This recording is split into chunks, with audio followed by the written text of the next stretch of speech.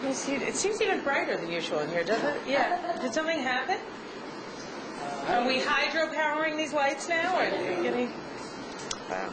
It is noisier than usual because apparently the AC will not be working till May 15th. So it's just fans. So if it does seem like there's extra background noise, that's correct. If it's just a huge problem for anyone, we can turn it off and just be sweaty. But anyway, let me thank Councilmember Gennaro and Councilmember Van Bramer for being with us today. Today, the Council will pass legislation to require that the Department of Environmental Protection assess the potential for using the city's water supply to generate hydroelectric power. Think about it. We could light up all the lights on Broadway, or all the lights in this room, but certainly we could light up all the lights on Broadway from power generated by water flowing through pipes underneath Times Square with this type of an initiative. Under our legislation, DEP will be required to assess the city's existing water resources, including our water supply system, wastewater treatment facilities, and the natural bodies of water within our jurisdiction.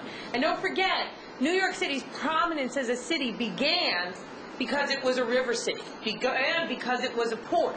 And some time ago, though I'm not exactly sure why, we literally and figuratively turned our backs on the river. We didn't use them for places to create economic development. We didn't use them for recreation. We didn't use them for transportation. We stopped doing all of that. Thankfully, in a lot of ways, from ferries to the Hudson River Park to now this, we are re-embracing our identity as a river city in a way that has the potential to help us significantly, with this example, in getting us less reliant on fossil fuels. Also, as part of our legislation, DEP must conduct a review of the hydropower technologies that are appropriate for each site identified in that assessment, and then analyze the economic feasibility of generating power at each of those sites. This bill falls squarely in line with the city's goal of achieving a 30% reduction in greenhouse gas emissions by 2013. It does that by moving us towards cleaner sources of energy, more sustainable sources of energy, and by reducing energy consumption through more efficient technologies. This bill is one more step towards this important goal, following a lot of other council legislation in this area, such as the New York City Climate Protection Act, which is reducing energy uses in the city's largest buildings. Currently, the city is partnering with Verdant Power to expand a pilot project that includes installing turbines in the East River. This will supply power to Roosevelt Island. This project uses the river's natural tidal currents to generate electricity. Smaller cities like Boulder, Colorado, currently own and operate hydroelectric facilities in their water transmission and distribution systems, and they're generating a tremendous amount of their own electricity through this in Boulder. So we know that projects like this are doable, and we know we have the potential to do them on an even bigger scale and even better because we're in New York. And by supporting the development of homegrown renewable energy and encouraging the expansion and use of green technology, we stay on track towards our goal to become a more sustainable and a greener and greater New York. I want to thank Laura Popa, our Deputy Legislative Director, who is the author and overseer of all legislation in this area, as well as the staff to the Environmental Protection Committee. And let me next call on our environmental leader, Chair Jim Gennaro. Thank you, Madam Speaker. This is really, really terrific, and we've spent quite a bit of committee time on this in the last couple of years. This is a real growth industry, a thing that many people are embracing around the country. You heard the Speaker talk about what they're doing in Boulder, but this kind of, new kind of high-tech hydropower, this is not your mother's and father's kind of hydropower. This is something very, very different, and this is being embraced by very, very large corporations corporations who are stepping up and putting a lot of capital here, by small green startups fueled by venture capital. They're taking a look at this. We've had a lot of dialogue with the federal government on this. It was a pleasure to work with the Idaho National Laboratory, who's taken interest on this along with DOE. NYSERDA, the state energy agency, is working with one of these startups now to do a study of the city's, wastewater side, to see the power that we can get from the city's wastewater system. But this study is much, much bigger than that. It looks at the entirety of our system and everything that we can get from it. Looking at the wastewater side alone is certainly not enough. We're talking about a huge amount of water and a huge amount of pressure that comes down to the city by the time it gets into some of the big water tunnels beneath the city. It's about 500 pounds per square inch. DEP has to let off a lot of that pressure, so at the street level, it's about 60 pounds per square inch. All that pressure is going someplace, and that could all be captured. And this is the first in the nation kind of comprehensive assessment that we're doing here right in New York City. And when you talk to the people who are doing this issue on a national scale, everyone's looking at the study we're doing and what this is going to mean for this technology. So this is not only something very good for the city and is going to help us meet the clean air goals and the carbon reduction goals that we set out to do, but also this is going to mean something for the entire country, and I dare say for the entire world, because we're really leading things here, and it's a very, very great day. And we used a lot of committee time on this, and we got something very, very good. And we could be, looking at 15 to 20 megawatts worth of power, which is quite a lot of power, and I'm very, very excited to do it. I thank the speaker for her leadership, and the staff, Laura and everyone else who helped us to work on this. And it's just a very good day. I'm very grateful to play a role in this. Thank you, Jim. Next, we are going to talk about the Library Card Expansion Act.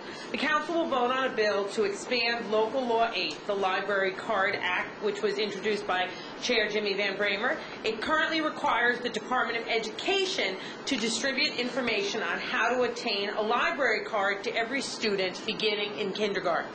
With this new piece of legislation, we're taking Local Law 8 a step further by requiring the Department of Education to distribute library card information when a student enters pre-kindergarten.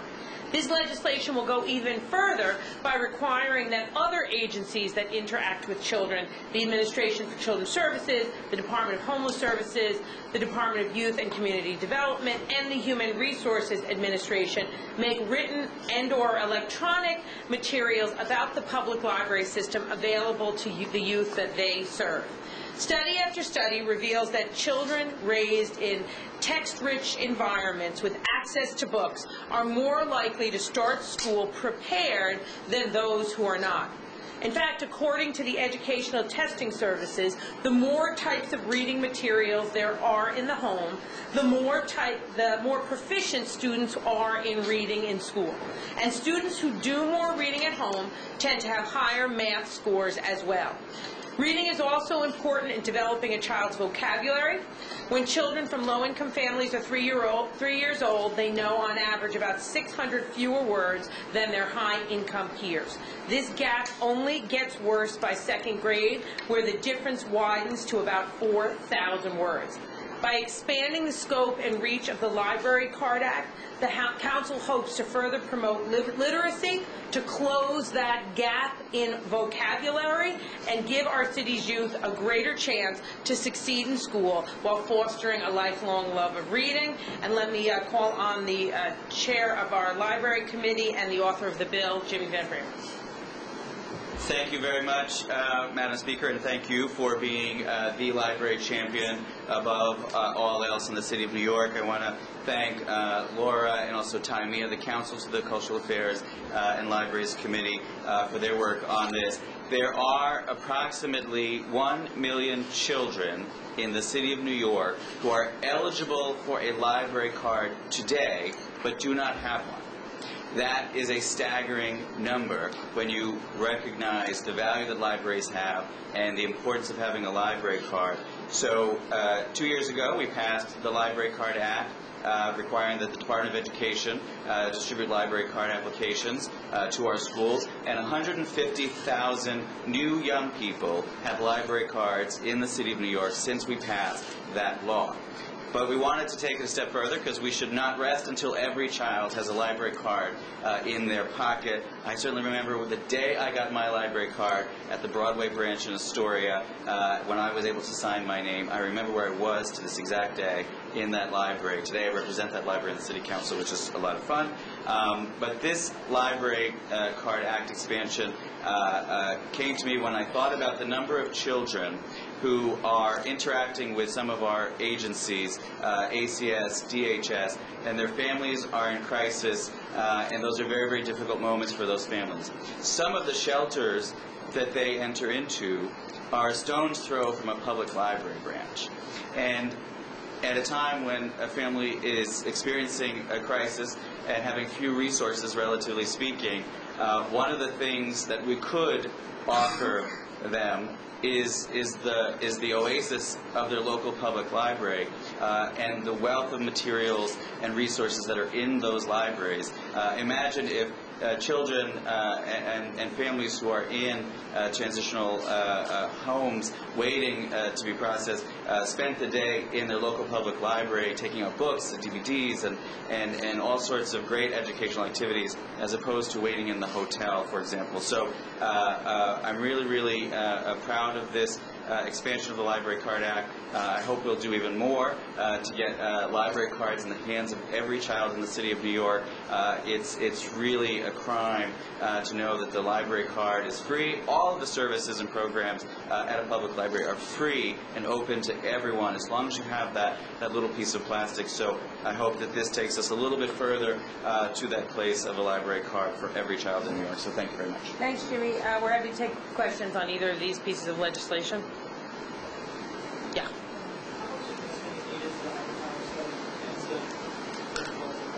The fiscal impact is about $500,000. Yes. Libraries specifically. I'm sorry, what? Libraries specifically been an area where the mayor has Yeah. budget. That's accurate.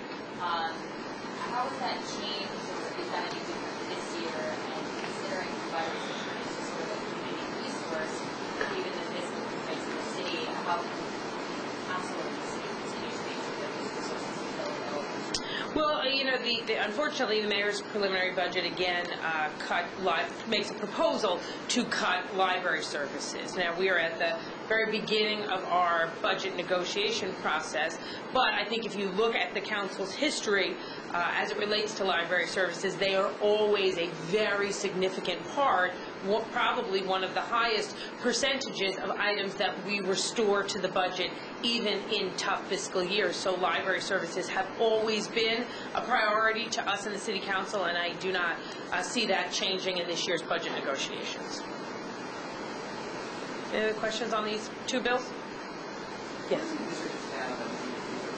They are supportive of it, very supportive of the DEP proposal. I'm wondering, how come there is legislation to push this forward? Is there any idea that the agency itself can do it? I mean, I guess theoretically the agency could do it on its own. There's nothing that prohibits them from doing it.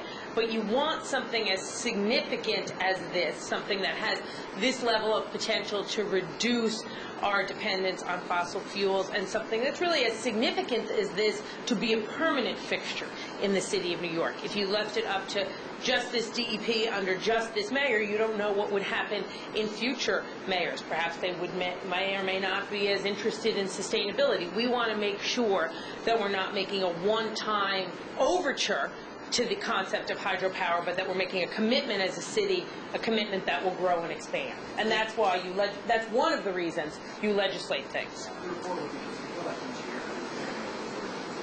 There's one 18-month report, but then we want to make sure that the commitment to the overall issue continues, and I think that's why you want to have legislation on the map. Other questions on water or libraries? Anything else off topic? Yesterday, that you were close to public evaluation. Two questions following up on that. One, is there any Weingarten committee people in terms of your commission? I wonder if you talked to her. No. You haven't.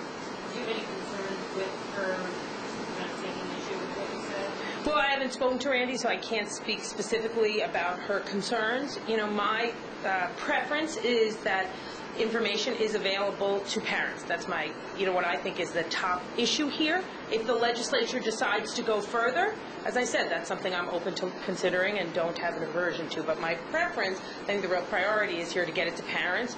But if the legislature and the governor decide to go further, as I said, I'm open to that. And would you feel the same way if they wanted to publicize firefighter police evaluation? We don't have firefighter or police evaluation, so I'm not going to answer a hypothetical question on that. But when and if we have social worker, firefighters, police officers, on and on through the list of municipal worker evaluations, then I'll answer those questions about those evaluations.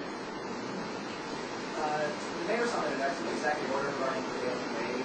Yes. What's your position on the issue? Do you think that this should be handled by the mayor or the comptroller? I think clearly the mayor has the power to do that in an executive order. The comptroller has the power to do that as well. There are other examples in government where two entities have the same power. For example, the Board of Health can pass rules on health. We can legislate in those same areas often. So it isn't unusual though it might seem odd at times, it isn't unusual for there to be two parts of the city government that can do the same thing. And I think the mayor had the power to do this and exercised his power as the comptroller had been doing before.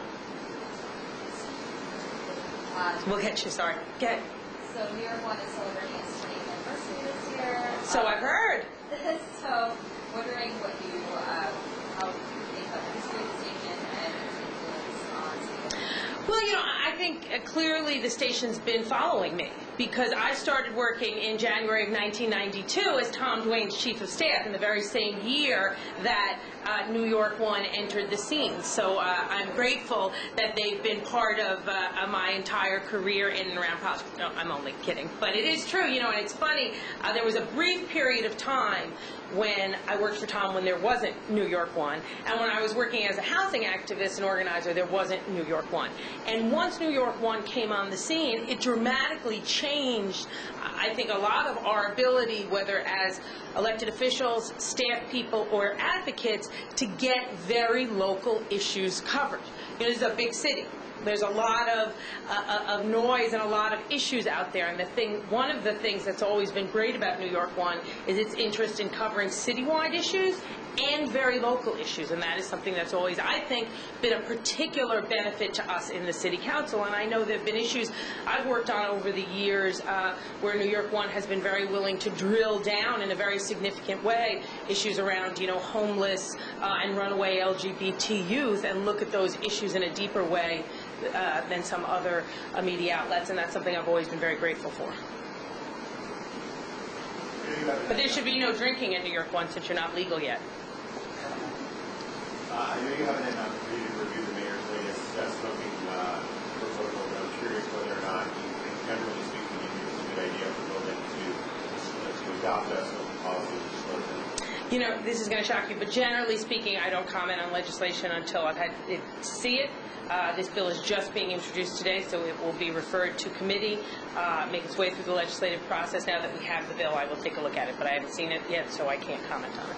Either of you have any thoughts on the proposal, generally speaking? You haven't seen it either? No. I have not seen it.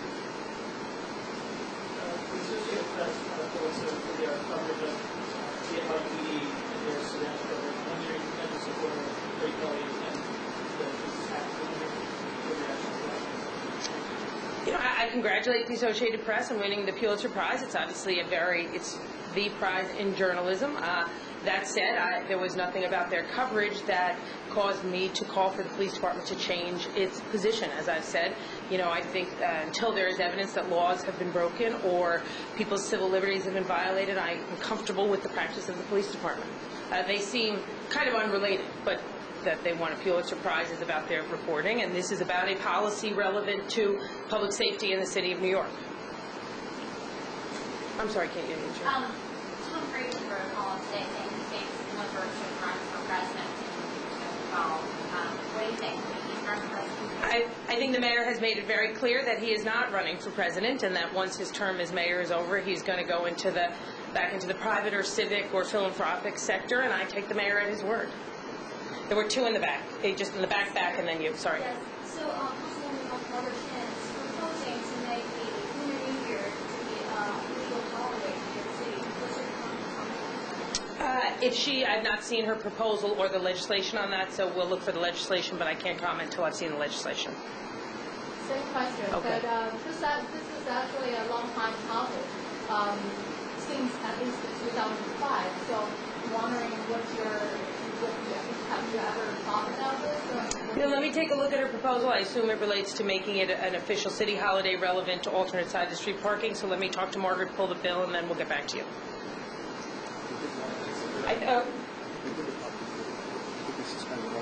Okay, Jim is saying we suspended alternate side of the street parking on Lunar New Year already. So if that is the case, we'll double check. I'm not sure then what would be left as it relates to official city recognition. So. This is about school calendar.